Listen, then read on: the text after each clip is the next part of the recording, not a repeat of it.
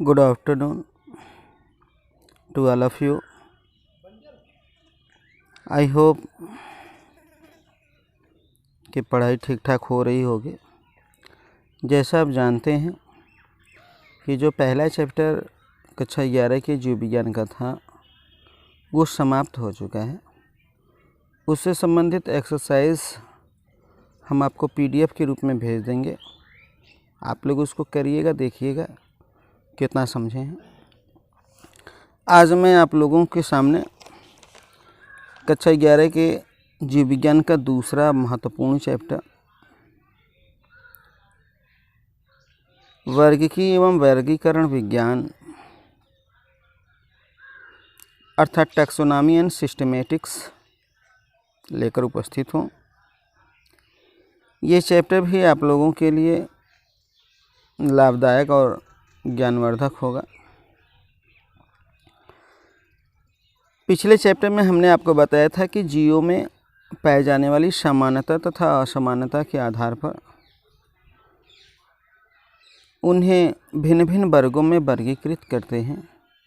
यही वर्गीकरण विज्ञान कहलाता है। आइए बात करते हैं, हम लोग सीधे अपने टॉपिक पे आएँ, नहीं तो लंबा वीडियो जाएगा। व्हाट इज द वर्गीकी एवं वर्गीकरण विज्ञान, इंग्लिश में बोलते हैं टैक्सोनॉमी एंड सिस्टमेटिक्स। तो जो वर्गीकरण किया जाता है वो कुछ नियमों के आधार पे किया जाता है। तो निश्चित नियमों या सिद्धांतों के आधार पर जीवधारियों के वर्गीकरण को वर्गीकी अर्थात टैक्सोनॉमी कहते हैं। किसी निश्चित नियमों के आधार पर जीवधारियों को भिन्न भिन्न वर्गों में वर्गीकृत करना ही वर्गीकी या टैक्सोनॉमी कहते हैं। तथा जीवों की समानता एवं विभिन्नता में विविधता के आधार पर विभाजित समूहों के अध्ययन को वर्गीकरण विज्ञान अर्थात सिस्टमेटिक्स कहते हैं। वास्तव में यदि देखा जाए तो ये वर्गीकी एवं वर्गीकरण विज्ञान एक दूसरे के पूरक हैं, एक दूसरे के पर्यायवाची के रूप में प्रयुक्त होते हैं। प्रायः वर्गीकी एवं वर्गीकरण विज्ञान एक ही चीज़ों के लिए इनका अर्थ समान ही निकलता है और इसलिए ये एक दूसरे के पूरक हैं, पर्यायवाची के रूप में प्रयुक्त होते हैं। नाउ बात करेंगे हम लोग वर्गीकी एवं जाति वृत्ति।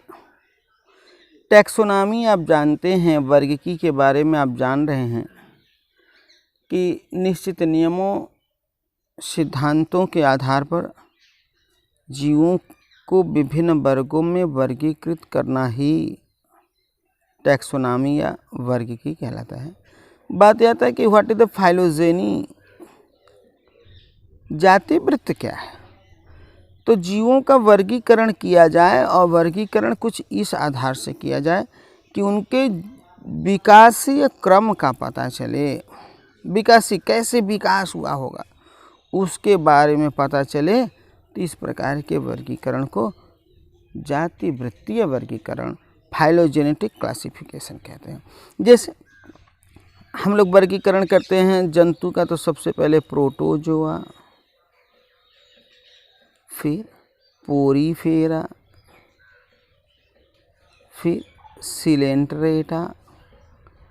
ये जो वर्गीकरण है ये हमको ये बतलाता है कि सबसे पहले प्रोटोजोआ उत्पन्न हुए होंगे, फिर इनसे जैव विकास हुआ, पोरीफेरा है, फिर पोरीफेरा से सिलेंट्रेटा। इस तरह से जो वर्गीकरण जीवों के विकासीय क्रम के बारे में बतलाए, इस प्रकार के वर्गीकरण को फाइलोजेनेटिक क्लासिफिकेशन या जाति वृत्तीय वर्गीकरण कहते हैं।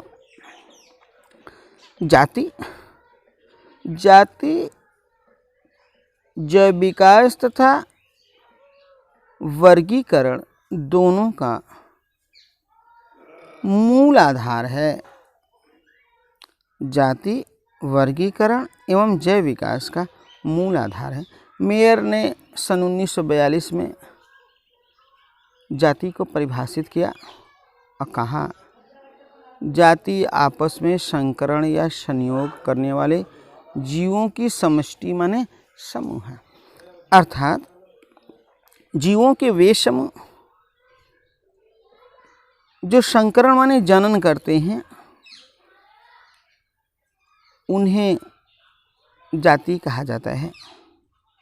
बट मेयर द्वारा ये जो प्रस्तुत जाति का डेफिनेशन है ये सभी पर सही नहीं उतरता है। जैसे आप लोग जानते हैं कि गधा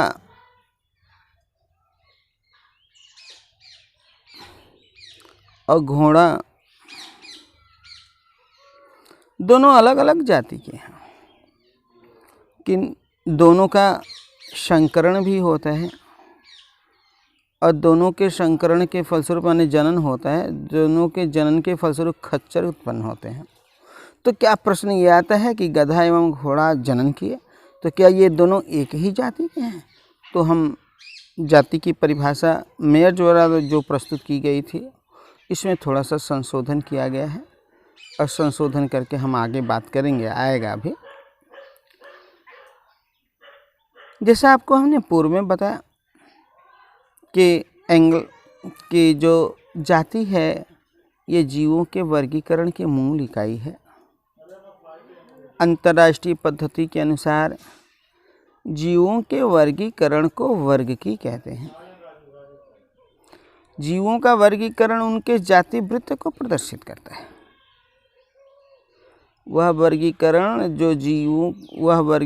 जो उनके जाति वृत्त अर्थात विकासीय क्रम को बतलाए।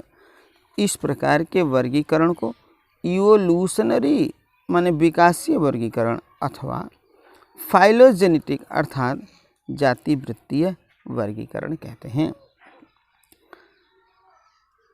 जंतुओं का फाइलोजेनेटिक क्लासिफिकेशन माने जाति वृत्तीय वर्गीकरण देने का प्रयास किया गया।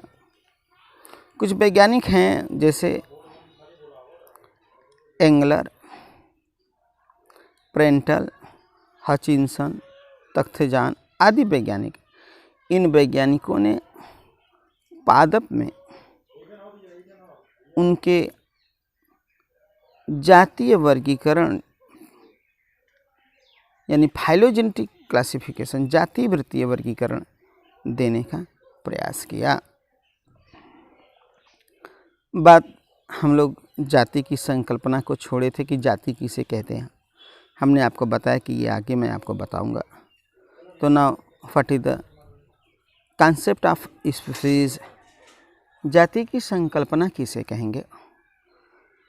तो जैसा आपको हमने बताया कि ये जो जाति है ये वर्गीकरण एवं जैव विकास दोनों की मूलभूत इकाई है। जाति ऐसे जीवों का समूह है जिसकी संरचना एवं कार्यों में अत्यधिक समानता होती है। किसी जाति के सदस्यों में निम्न गुण होते हैं। आइए बात करें क्या क्या होते हैं। पहले मेयर द्वारा प्रस्तुत जाति की परिभाषा के बारे में बात करते हैं। मेयर साहब ने क्या कहा था?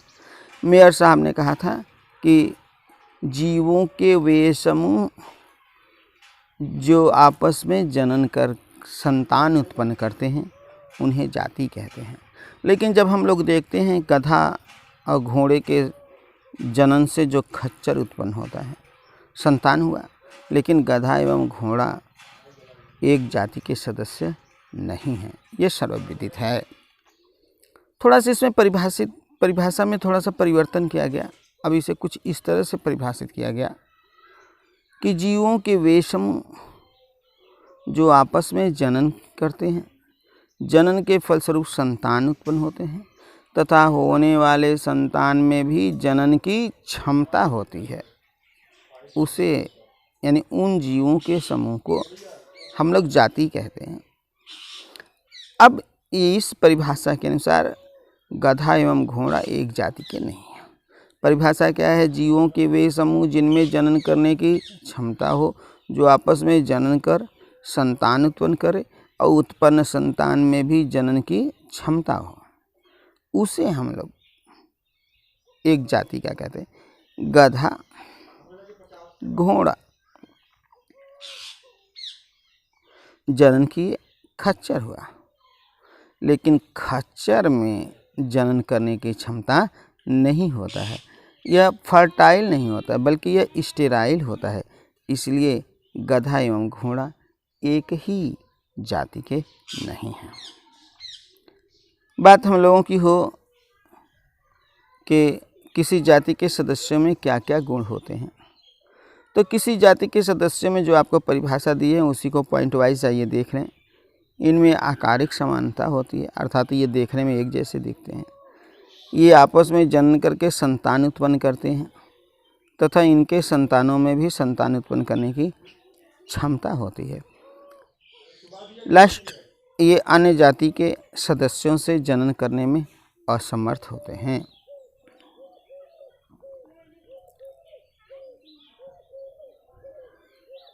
अब हम लोग बात करेंगे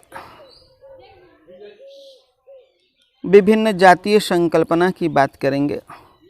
भिन्न भिन्न समयों पर भिन्न भिन्न वैज्ञानिकों ने भिन्न भिन्न डेफिनेशन परिभाषा दिया हुआ था। उन्हीं अलग अलग परिभाषाओं को एक एक करके हम लोग देखेंगे और बाद में जब सबको मिला दिया जाता है तो इस तरह से एक जाति की नई परिभाषा प्राप्त हो जाती है। तो बात कर रहे हैं हम लोग वेरियस स्पीसीज कॉन्सेप्ट की बात हो रही है। पहला ही इसमें आकारिकीय जातीय अवधारणा। आकारिकी जातीय अवधारणा लीनियस तथा दूसरे समकालीन वैज्ञानिकों ने प्रस्तुत की थी। इनके अनुसार जीवों के एक समान समूह को जाति कहते हैं। जीवों के एक समान समूह को जाति कहते हैं ना। सेकेंड, दूसरी जो अवधारणा है इसे बोलते हैं बायोलॉजिकल स्पीसीज कॉन्सेप्ट। हिंदी में बोलते हैं जैव वैज्ञानिक जाति अवधारणा। यह अवधारणा मायर तथा दूसरे वैज्ञानिकों ने प्रस्तुत की थी। इनके अनुसार जाति आपस में जनन करने वाले जीवों का समूह है। जाति आपस में जनन करने वाले जीवों का समूह है ना। नेक्स्ट एंड लास्ट जो कॉन्सेप्ट है, जो अवधारणा है, वो है जीनिक जाति अवधारणा। इंग्लिश में बोलते हैं जीनिक स्पीसीज कॉन्सेप्ट। जीनिक जाति अवधारणा ये आधुनिक वैज्ञानिकों द्वारा प्रस्तुत की गई है। इनके अनुसार जीवों के विकासवाद के बाद ये अवधारणा दी गई है। इनके अनुसार जाति अंतरा प्रजनन करने वाले जीवों की ऐसी समष्टि है जिनमें समान जीन समूह पाया जाता है। प्यारे बच्चों, ज़्यादा लंबा वीडियो ना हो इसलिए आपको छोटे छोटे वीडियो बनाए जाते हैं जिससे मुझे अपलोड करने में दिक्कत ना हो और आपको देखने में दिक्कत ना हो। ये सेकेंड चैप्टर का फर्स्ट लेक्चर था।